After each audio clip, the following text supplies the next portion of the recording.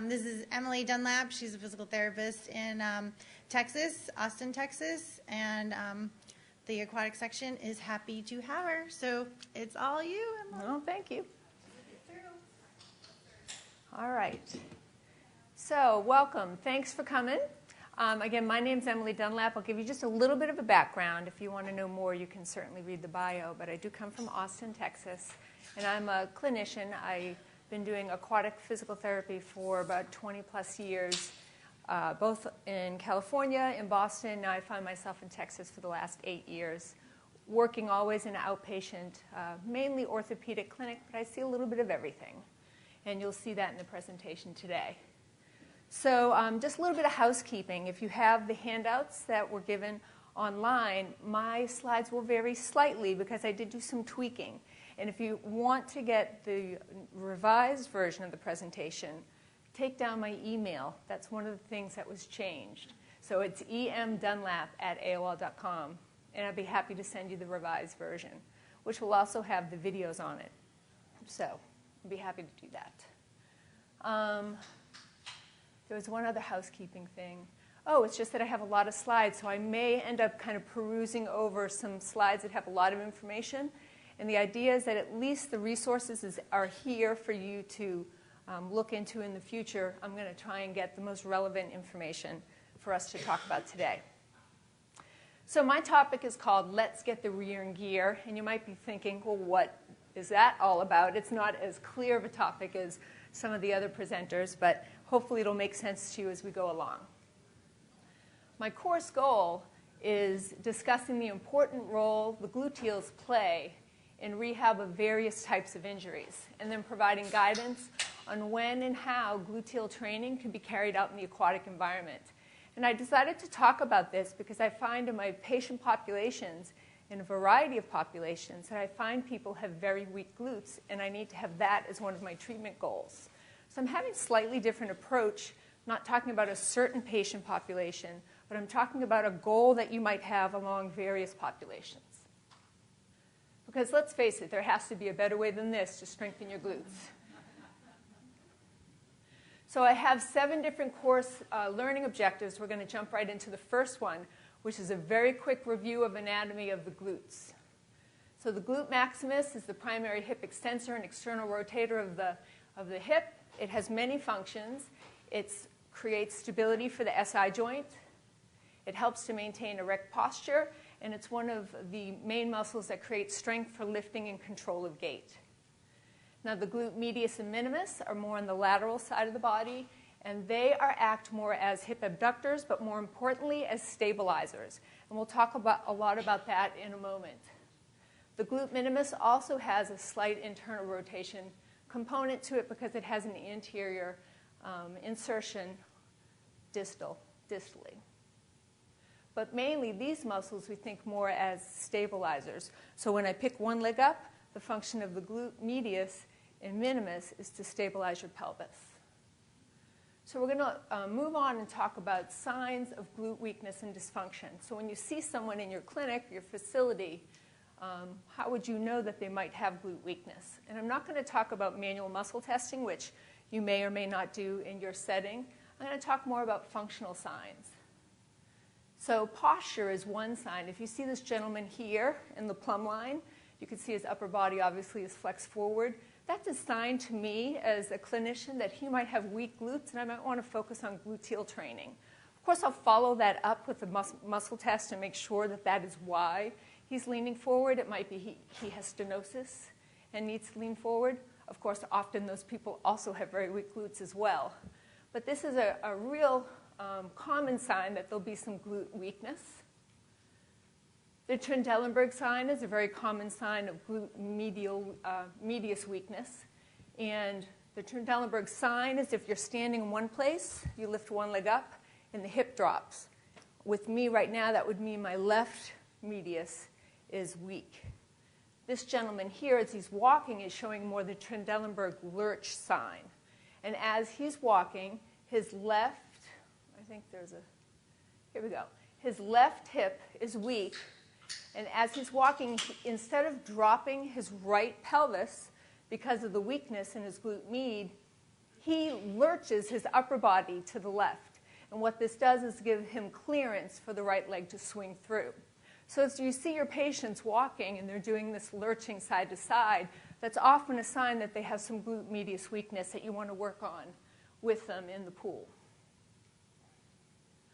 Now, the other sign I've been seeing a lot of, maybe in the last 5 years in the research or the presentations that I've been going to, and this is what I'm calling the hip internal rotation or knee valgus sign. This would be seen when someone's doing a squatting movement or jumping. So I'm going to show it with this girl who I saw. She's a volleyball player. She came to my clinic with a diagnosis of foot fractures that happened actually 2 months apart. But because of this knee valgus sign, it made me think, wow, she probably has some glute weakness. So let's just take a look at this video. And I'm actually going to have some sound on here because I was talking about the presentation of this sign with her mother. Oh. Do you see how those knees come in? Do it again. Okay, see how those knees practically touch? Yeah. Now jump again and focus on keeping the knees apart. Yeah. So do people see the difference with that? So the knee valgus sign, valgus is when you come immediately more knock-kneed. If you see your patient squatting in the water, out of the water, and they're coming with those knees together, that's a sign that their glute medius is weak. That's why a lot of the athletes we're seeing are having these ACL injuries.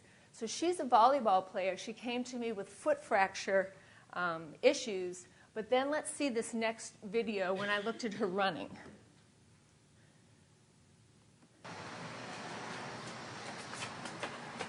Okay, and then run away.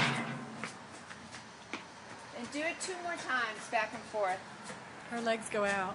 Yeah. So see how the knees roll in Yeah. and the heels are out to the side. One more time hurts. away.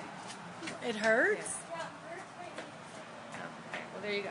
Now, do it the way that I showed you, that we talked about. Sorry about that. Yeah.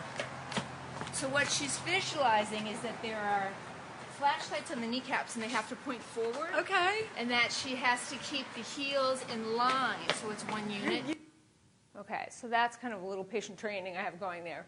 But did people see that when she's running, her knees, her hips are rolling in and her legs are coming out? So if you see that kind of running posture like this, whoops, sorry, that's indicative of hip glute weakness, and you'll need to work on the glute strength in your rehab. And what's interesting about this is, again, she came in for her ankle, her foot, but she told us in the video that she has knee pain with running. She's a volleyball player. So clearly, I have a preventative issue with her to make sure that she's not going to be in to see me for an ACL injury later.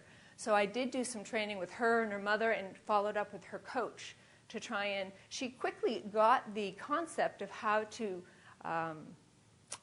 work on her gait and jumping deviations, but of course that needs to be followed up with strength training and repetition. Okay, so those are some ways you can get a sense of who might need glute training. Let's talk a little bit about the types of injuries that tend to occur when you have weak glutes. I'm not going to go over, because I just don't have enough time, the research, but on our slides, the research studies will be listed on the left. But here, basically, there's some research, and this is all land-based research, but I think that's okay, because we just want to know what types of populations have weak glutes. But there's research to show that when you have weak glutes, you can have low back pain, and I don't think that's very surprising to anybody. I have someone here who has a history of low back pain, and he's just doing suspended, hip extension, trunk extension exercises. Now, I also, there's been some research to show gluteal dysfunction and knee injuries, and we just talked a little bit about how that relationship might occur. Because if you don't have good glute strength, you're going to have instability of the pelvis, you'll have poor biomechanics in the legs, and that can lead to injuries down the chain. So here are some studies that talk a little bit about knee injuries that might be related to gluteal weakness. The patient I have here has had a recent knee replacement, and I have her in the water, and we're working on an eccentric step-down motion. And I have the line here because I want to indicate that what I'm working on with her is not just stepping down, but her pelvic stability as she's doing that. And I'm also looking at the femur alignment. I'm seeing if the hip is rotating in. I'm seeing if I see that valgus moment. So I'll cue people to keep their pelvis level, and she's dropping it a little bit, but honestly, a little bit of drop is normal. It's when it's excessive that it's considered an issue. But you definitely don't want those knees to touch. Now, a lot of our patients, after knee replacements, will actually touch their knees together to get their stronger leg to help support, and we need to get them out of that habit. There's also been literature to show hip dysfunctions with gluteal weakness. And here's another video of an exercise I might do to help strengthen some of the glutes. And I know Gene talked about plyometric training in the water. He's going to jump off and do a plyometric leap.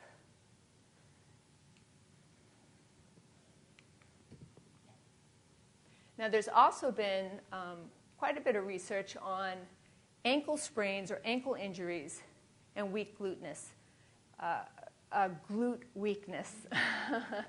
And really the same thing we talked about before. If you're talking about the glute medius, especially working on pelvis stability, and you don't have that stability, and as you're moving, you have poor biomechanics down the leg, it's not only going to affect your knee, but it will affect your ankle. So there's been research to talk about ankle sprains and glute weakness, which are the first two bullet points. But the third one I thought was real impressive, and it was to have 6 weeks of glute strengthening led to a decrease in rear foot pronation at heel strike. So it showed that actually when you rehab the glutes, you can get a change in the biomechanics at the foot level. So let's talk just a little bit about the difference between glute atrophy and gluteal inhibition, because our rehab strategies will be different based on what we think is more of an issue. Glute atrophy is, you use it or you lose it. Basically, here's some imaging of a study where this is the healthy tissue, and then for some reason these people offered to go on 5 weeks of experimental bed rest. And here they were, after they must have been students needing money or something, doing all their work in bed. And here, afterwards, there was pronounced extensor muscle of the gluteal region to have atrophy in it, and also in the thigh and the calf with some mineral loss as well, bone mineral loss. So, you really need to use, this is just weakness. Now, that's different than what I would call gluteal inhibition, and this is a theory. What I'm going to do is explain the theory through this Janda approach. And the Janda approach is a way to evaluate chronic pain through the central nervous system. And it breaks the body down into 2 groups, tonic or flexor muscles, flexing you. And these muscles are developed very early on in development in the womb. They're the muscles that we use repetitively, versus the phasic or extensor muscles. They're developed shortly after we're born. They're the muscles that work against gravity. And those muscles are the ones that tend to be more prone to weakness. So they're also prone to inhibition through this response I'm going to talk about now. When someone's in pain, whether they touch a hot surface or they're just feeling discomfort, they often will flex into it. They'll use these tonic muscles. That creates a lot of tightness in their pecs, since we're talking about their glutes, their hip flexors. And what all this tightness does is reflexively inhibit the opposite side. So for this presentation, we're talking about tightness in the hip flexors, inhibiting the glute max. And we're talking about tightness in the adductors, inhibiting the glute medius and medius.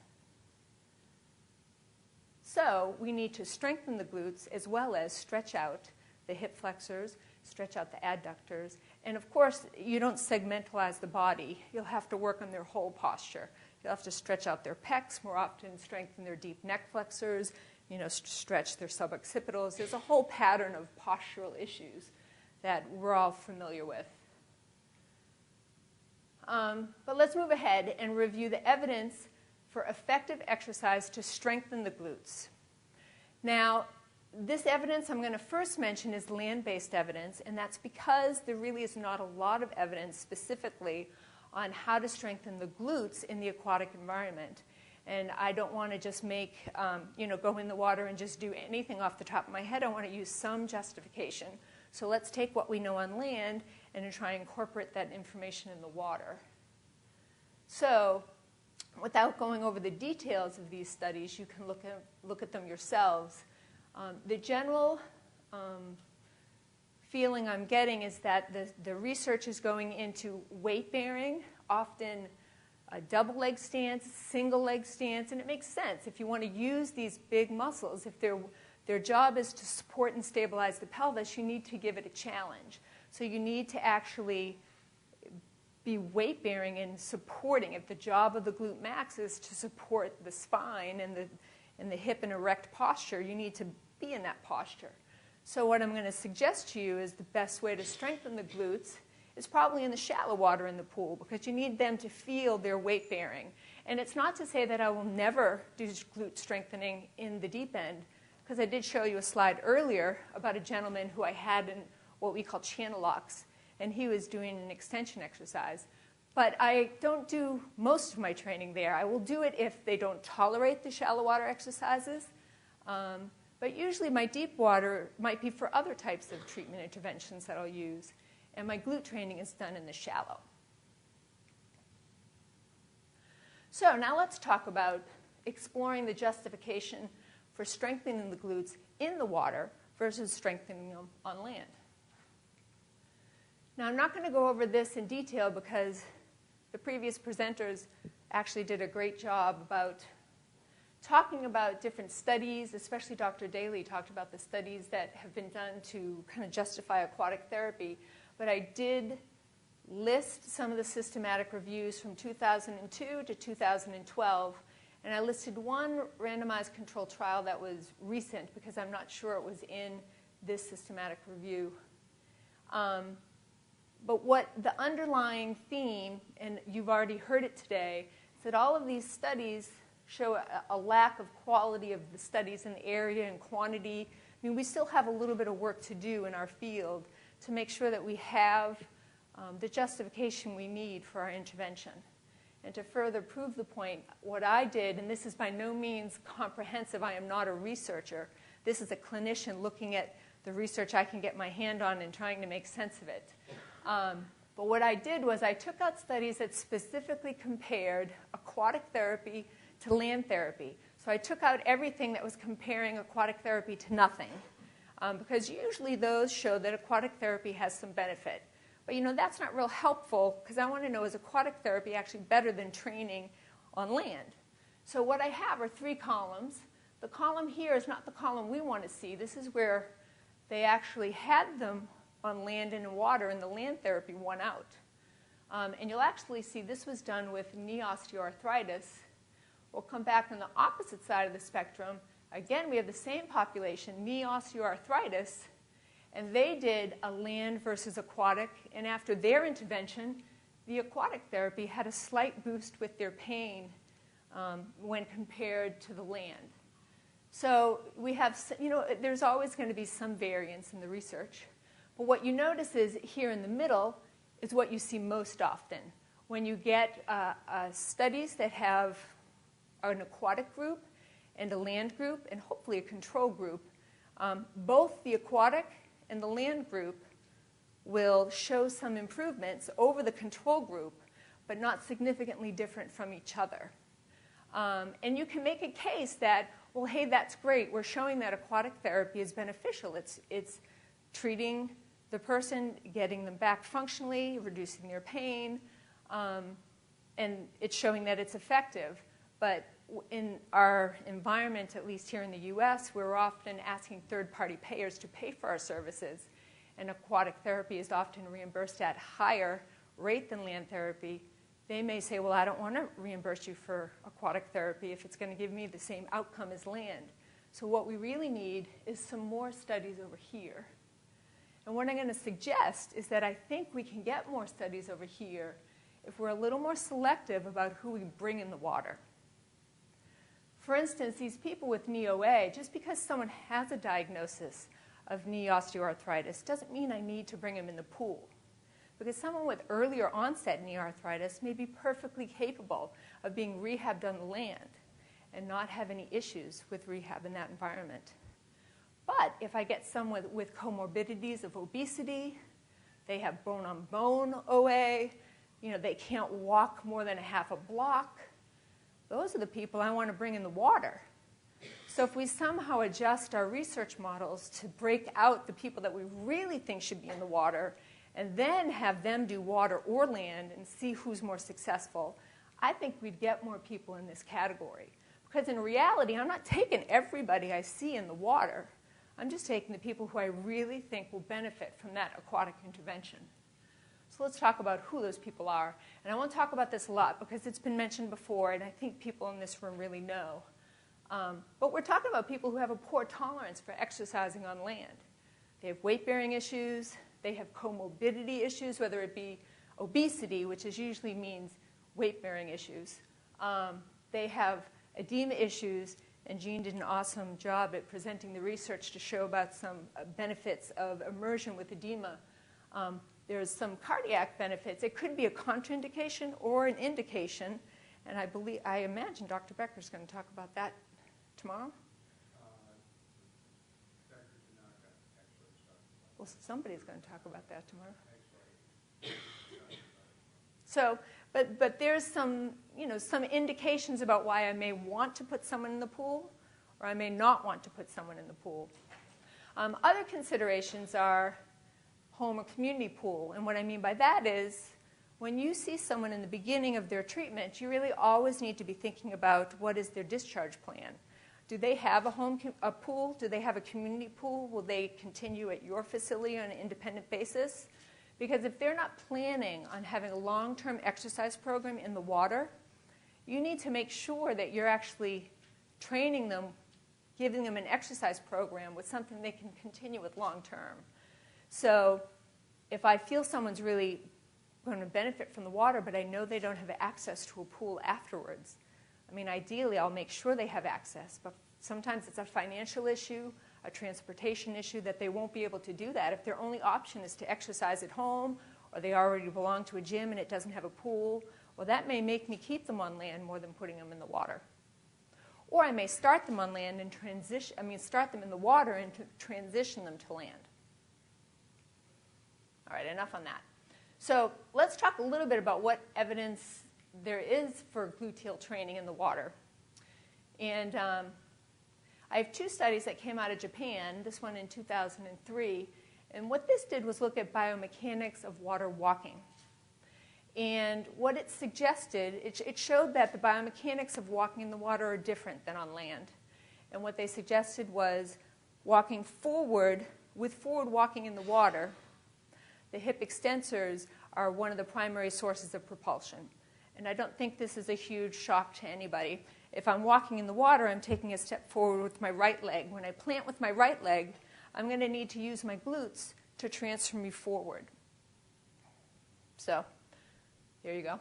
Then the next study, which I think is more interesting, is looking at the physiologic and perceptual responses to backwards and forward walking on a treadmill in the water.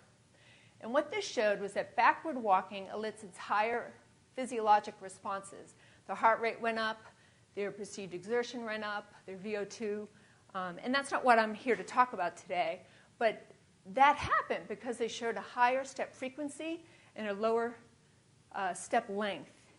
And I see this in the clinic. When people are walking forward, they're taking nice long steps. They walk backwards, they're doing this. They're like pushing off and they're leaning backwards in the water. And they're like, wow, this is easy. And I'm going to suggest to you, I'm not sure they're getting that much glute strengthening. And I'm really theorizing that because I don't have any EMG studies to back me up. But if walking backwards, the way you're going to be able to use the glutes is you have to plant the leg and push over. No, that would actually be your hip flexors. The way you really use your hip extensors and walking backwards is your swing leg moves you back. And actually, that's an open chain exercise. You're not even moving your body weight. So it's just not as significant of an issue. But if you want to work someone in walking, I'm going to suggest forward walking is probably a better way to work your glutes. If you want to do backwards walking, you need to take a larger step because they're getting that glute training when they're walking backwards, and they need to actually step beyond their leg that's in front of them. And then the study I have on the bottom is aquatic taekwondo movements were shown to improve knee stability in women. And I'm going out on a reach for this because it's not directly tied to glute strengthening, but honestly, I'm doing that with the other studies as well.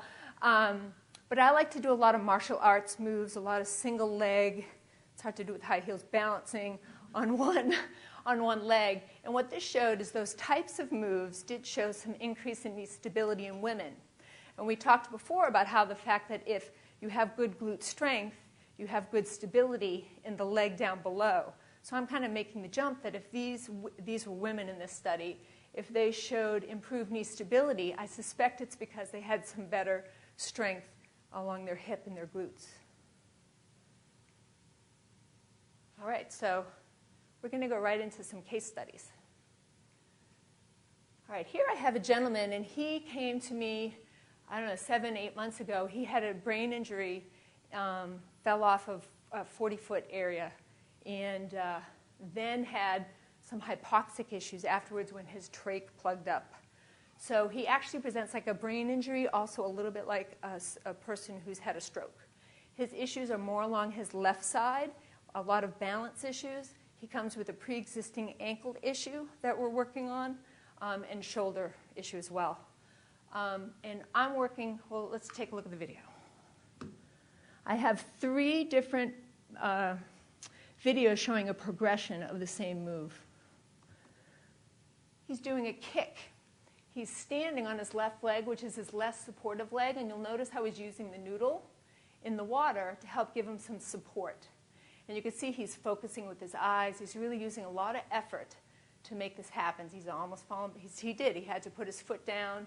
This is really quite challenging. This is the before picture. I think this might have been the first time we tried this activity in the water. And you can see he has to step down quite a few times. So that's before this. Oops. How do I go back? This next picture was taken 3 weeks later. So he's definitely getting better. See how much more balanced he is on that leg? He's not using the float quite as much. And in a minute, I'm going to ask him to take the float away because he's almost at the point where he doesn't need it. But he's not quite there yet. He's going to try, and he can't quite do it yet. This next video, and I can't remember exactly when, I think it's a few months later. Here he doesn't need the support anymore. So here's a way to use the pool equipment and to see the progression. I did then take this and I took him on land, and we did the same activity on land. And then I must tell you, he tweaked his ankle. And we had to bring him back in the water. But we have him back on land now. We're working on running. So we actually have we're on land. Every once in a while, he'll tweak his ankle. We'll be back in the water. When we first started impact activities, we'll start that in the water, and then I'll bring him back on land. So that's how I'm using the water with him. You know, when he's first starting his balance activities, the water helps to dampen his movements. It gives him support. He gets a lot of benefit from some upper extremity support to pull in his lats or whatever to help give him the stability he needs. And then we gradually take it away. Here's another patient. She has mechanical low back pain. We worked a lot on postural issues with her, stretching, stabilization. And I'm doing another single leg stance dynamic activity with her. And I just call it the airplane because that's what I call it. I don't know. It looks like you're on an airplane. And it's like surprisingly difficult. You would not believe how hard this is. But for a lot of people who have kind of weak mid-back, mid-traps, low traps, this is real good. But it gets the glute. And what people do with this is they come up and they raise the hip. So they have to really work at keeping their pelvis stable, which gets a lot of strengthening in this glute of the standing leg. And then we move to the star pose because it's like a 4-point star. And you can see already how hard it is just for her to stand on one leg. She's really working. She used to start with her hand on here, and when she got good at this, I would come beside her and push the water around her. So that's how I would use the properties of water to help her. And she now, I'm still seeing her, she's now on land doing these same types of activities because she mastered them in the water. And she's working a lot on tucking the tummy in and making sure she's coming to the side because that really gets a lot of good glute med work. All right, and here's the same woman, and I have her doing a double stance activity. She's on a noodle, suspended, and she's working on kind of core stability, getting the glutes to activate, to balance on the noodle. I think she started with her hand on the railing, progressed to the hand off. Then we started adding arms lifting out of the water. You might be familiar with that. And then there's another therapist in my clinic who works with this girl. I don't even know what her diagnosis is, but she's trying to get her to stand up in a half-kneeling position to get those glutes to fire. And you can see she's struggling with it a bit. This is a hard activity. Whoop. She's having a good time, though. See, the therapist is like, get up, get up, get up. And these are kind of very similar activities where you're standing on an unbalanced surface. One of the studies that I didn't go over talked about strengthening the glutes on a dynamic surface. And this is a way you can get a dynamic surface in the pool. And here's the patient we saw earlier who had a knee replacement. And I have her with what's called a yucky ball. I don't know if you guys know that. It's a ball that has a lot of small balls that are filled with liquid inside of it, and then it has an outer cover. And I like it because it's buoyant in the water, so you can see how she's walking. She's passing it between her legs. I'm having her focusing on standing straight. She has bilateral knee contractures, so it's really hard for her to stand straight. But also, in the next slide, she's going to lift it out of the water. It's heavy, so it's like a medicine ball. So it creates resistance when you push it down, almost like a noodle press. You have to really tighten your core to get that down. But then when you lift it up overhead, it must weigh at least 3-4 pounds. It's heavy. So here's the walking. And then, let's see. It is buoyant, yeah. It's almost like throwing a watermelon in the pool. It has that feeling to it, how watermelon's heavy, but it floats. That's what it feels like. And here she is just doing a squat. So when she pushes it down, it's buoyant, so she has resistance pushing it down. And then she comes up. I really like this exercise for her because she is really working those glutes and the quads, and she's getting pretty good extension. She doesn't get as good as extension when she's just walking. So when we move from here, and she'll toss the ball, but then I have to make sure no one's around because it creates a big old splash. But there's that. Here are some open chain exercises. As I said, I don't do this a lot for glute strengthening, but I do it sometimes. They're both the same exercise, really. He has some floats on his ankles. She has a noodle in between her knees. She's holding on to the railing, which you may or may not like for the shoulder position, but that might be the only setup you have. We built these channel locks, which are really nice, but not everybody has those. And they're basically moving from a flex position into an extended position. Not my favorite exercise, but it's there. Oh, I love this one. Okay. And I love these people, too, because they're just both so cute. These are two separate people, but here's a case study before and after. I'm working on him a lot with balance, or I was. He's been discharged. And he had some glute strength, the very typical forward posture, forward head. And we're working on walking with him.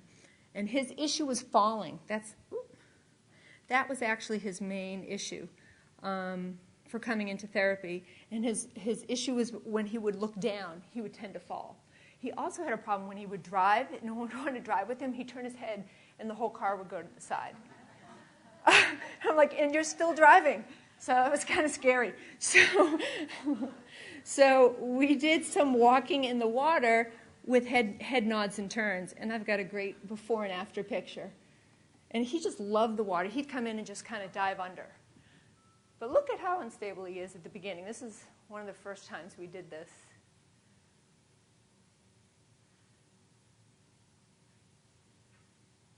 Whoa. And see how slow he is. A little unsteady.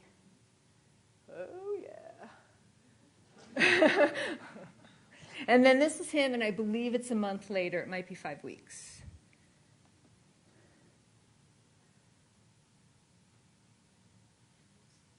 much faster that is. That's 4 or 5 weeks after.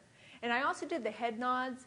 The before and after video wasn't quite as dramatic, but he said he could now drive and he didn't have that issue. So it was really dramatic, the improvements he saw. This patient over here came with a different problem. He had low back pain, but I did this very same exercise with this gentleman as I did with this one.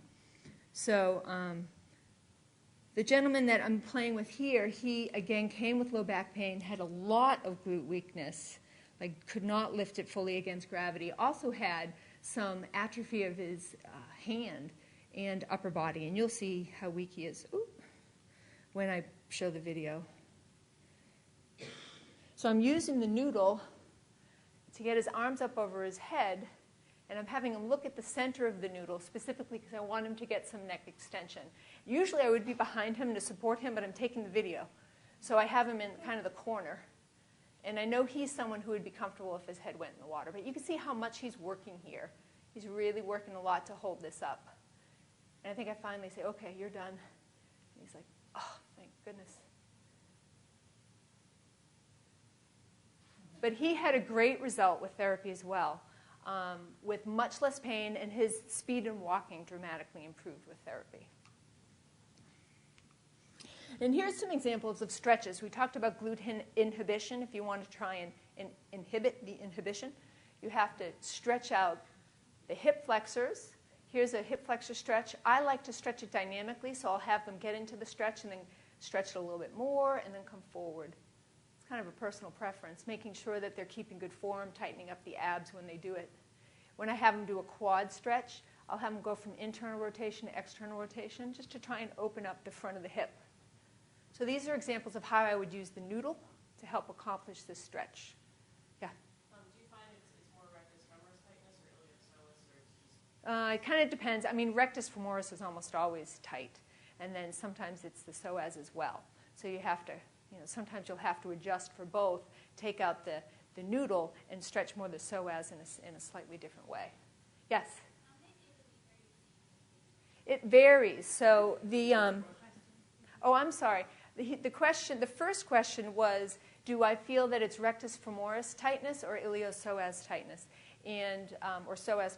And it varies on the person. She'll have to make that decision and then stretch accordingly. This is showing a stretch for the rectus femoris, for the quads potentially. You'll have to decide as the clinician what's tight, what needs to be stretched. But this is a way. I like this because it's a way to show you how you can use the noodle in the aquatic environment rather than getting in this position, because there's so many people that don't have the flexibility to do this without getting in bad biomechanical alignment.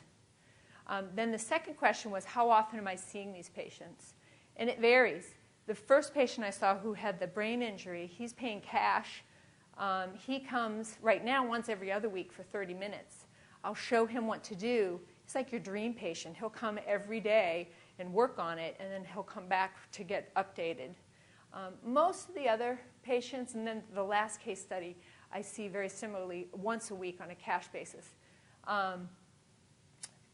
Most of the other patients I'll be seeing twice a week. 1, maybe 2 months, kind of depending on if they need that long. I rarely would see anyone over 2 months. Here's some more examples of stretches. You want to get those adductor stretches if you want to make sure you get the glute medius and minimus to not be inhibited. I like to stretch the adductors with both legs because that way you're not getting... If you stretch it this way, and you just have to be really cautious of the pelvic alignment, because if they're lifting it up with the noodle, they can also hike their hip up and get their back into bad alignment. But that is a way to do it. The piriformis, I find one of the harder muscles to stretch in the water, but this is one way I would do it. Again, you have to be cautious of the pelvic alignment when you're doing it in this way. I basically have them cross their legs, and they're kind of hopping their down leg up on the wall to create this stretch, really, is what they're doing in the water. Here's some more stretches. This would be more a hip psoas stretch, where one leg's, it's also a hamstring stretch. One leg is on the wall, one leg floats behind them. Sometimes the knee is bent, sometimes it's not. Here is the same type of stretch, but with a foot on the wall and a foot down below. Got to be careful of the back position with these. Here I have kind of a slump stretch. If you can imagine, they're hanging onto the railing. Both feet are on the wall, so their feet are plantar flexed, and I'm having them tuck their head in. So they're getting a stretch from their base of their skull all the way down, and then I'm asking them to swing side to side, which just kind of opens up the connective tissue around the nervous system. Or I could modify this and have them sit up straight, have it be just more a hamstring heel cord stretch. But just ways you can use the pool to get these types of stretches. Here's another way I could do the same stretch. This is like a hamstring stretch. I could have him pump the ankle up and down. I can have him take his head, lean it forward if I want it to be more a slump stretch. Just different ways you can use the water. I could also do manual work in the water. If I'm strengthening the glutes, here's the Badragas method, where I'm having them externally rotate the hip, legs out, internally rotate and come in. So I don't really want to get a lot of adductors, so I'd probably provide my resistance more with the outward motion and just let the legs come in together. Provide my resistance coming out and in together, and that really works the glutes. Another example of manual work, I might do some work just to try and loosen up the anterior hip. A little psoas release, something like that. If this patient had a recent knee replacement, had a contracture, again, if your knees are contracted, you're going to be bent at the hips. You're going to get inhibition at the glutes. So, use your manual techniques in the water. Use your floats for positioning as needed. And here's my last case study. This woman had a neurologic injury at birth with a forceps delivery. And she's been kind of working on a rehab on and off for a long time. She comes in again once a week. I give her exercises, and then she follows up, sometimes every other week. And that's not supposed to have volume. Okay, so what we're going to look at is her gait. And this first video is not high quality. It gets a little bit better in the second half of the video. And I want you to watch her backwards walking, because that's what really shows an improvement. So I'm sorry, I know it's really hard. Here are her legs. She's walking forward. It's this right leg that she really struggles with her glute strength. We've been doing a lot of glute strengthening with her. So she's walking forward. Everything's okay. So she's starting to step backwards. No, maybe she isn't yet. Hold on. She's still walking forward. Okay, so she's taking a step back. She's having a hard time planting her leg and putting her weight over it. She takes a step back, tries to put weight on there, has to stop, pause, reposition, really works to extend the knee to get the quads to fire, the glute to fire, to extend that leg to step over it. So even if you can't see the lower body, you can see how she has to pause up here. She took a little bit too big of a step. She has to reposition, extend that knee because it likes to stay flexed, and push back. And when I'm behind her and palpating, I could feel the left glutes firing, but I cannot feel the right glutes firing. So this is the before picture. Again, she's really struggling to try and get her weight on her right leg when she's walking backwards.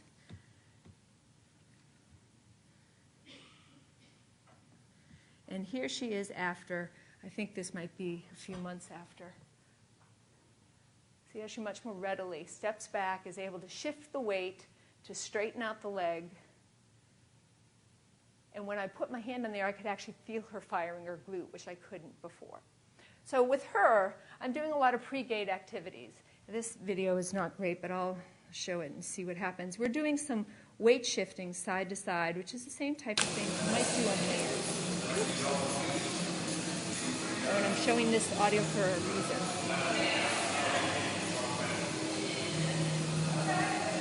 And it's much better. Yeah, it looks good. Yeah, so, and I'm saying that.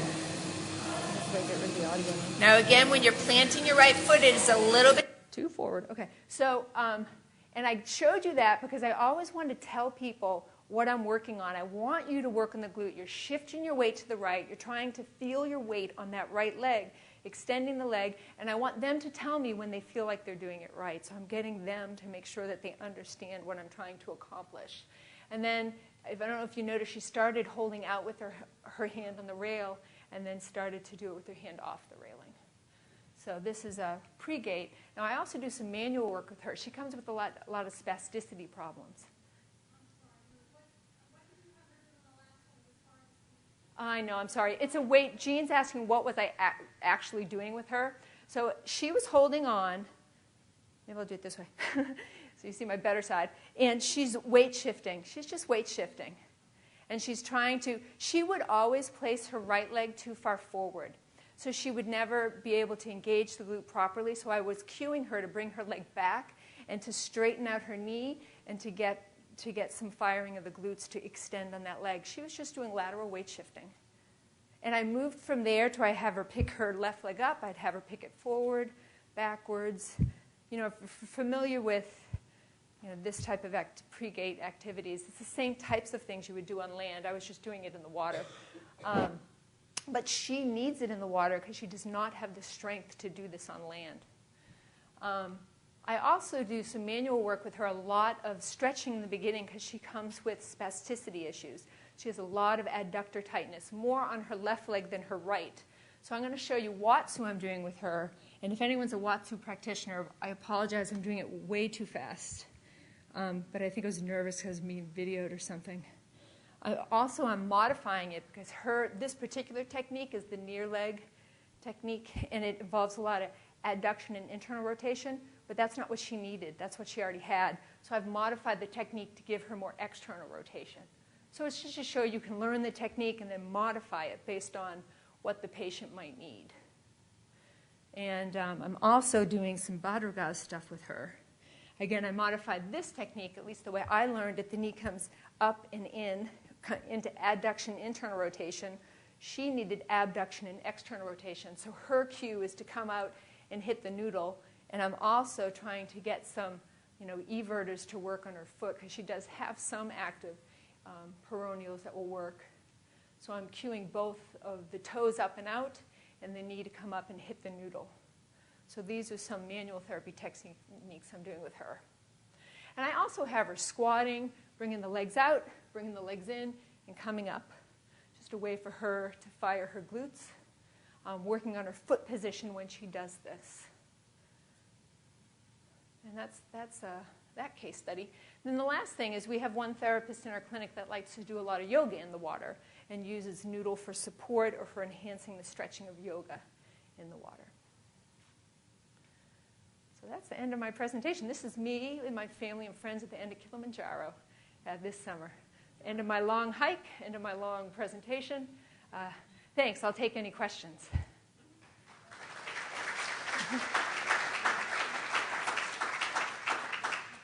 Janet. Emily, did you selectively videotape these certain patients knowing that you were doing this presentation, or do you tend to videotape all your patients so they can see this before or after?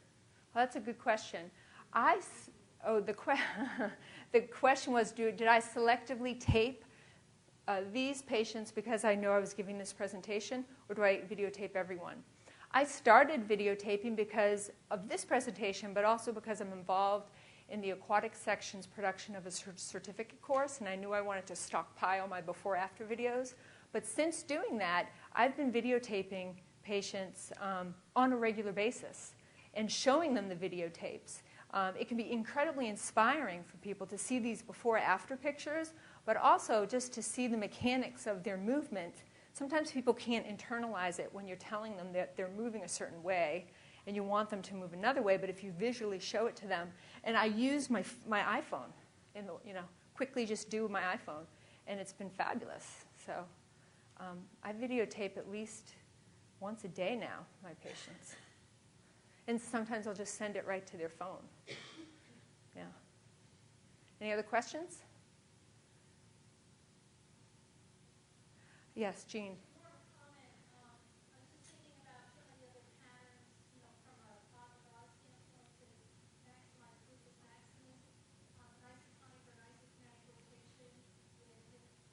Yeah, when you roll on your side, you come up and you come back. I do that with the last case study that I do. I do that a lot with her arms up like this. If you're not familiar with that pattern, if you imagine I'm floating in the water, the question is, or really it was a comment, that there's another great Bhadragas ring method pattern you can use to engage the glute maximus. And the pattern is your arms are up. If you expect I'm floating in water, the patient would come to the side. If this is the one I'm thinking of, Jean, they would bring their toes up imagine I'm bringing, I gotta take my shoes off, both feet up at the same time. They would come up, point the toes, come back into extension, come up, point the toes. And I use that a lot with my spine patients as well because there's really good spinal control. But pushing back into extension gets a lot of good glute work. Yeah. Anything else?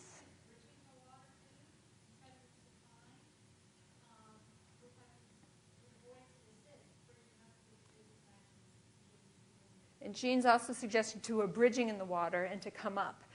The other thing I do with people in the water is I get them in kind of the Badragas method with floats on their ankles. I'll hold them at their elbows, and I'll ask them to bring their legs down, which is kind of a similar idea. But that way they have to really stabilize here and then come down. Another way to, there's endless ways to train the glutes.